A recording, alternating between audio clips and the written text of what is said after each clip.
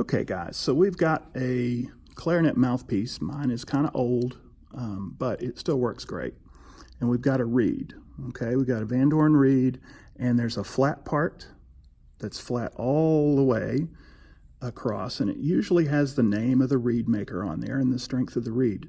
That part goes on the facing, and the facing is the flat part of the mouthpiece. Okay, it's all round except for the flat part. So we put it here.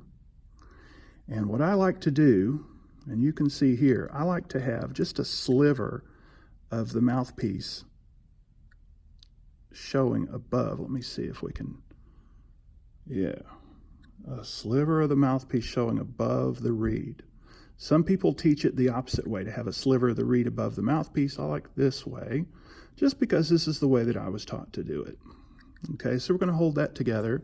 You get your ligature. Now the ligature, if you look at this guy, you've got a smaller end and a larger end on the ligature. Okay, and you're going to slide this over the reed in the mouthpiece. Make sure that the screws are loose enough that it's not tightened together.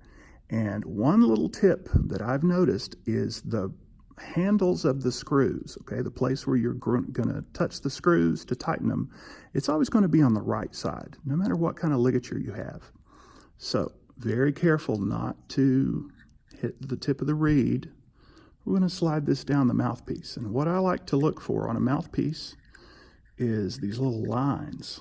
And maybe that's why they're there or maybe not, but this is how I can tell how far down I want that ligature to go.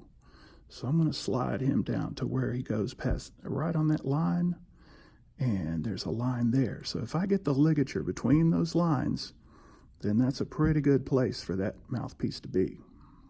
Okay.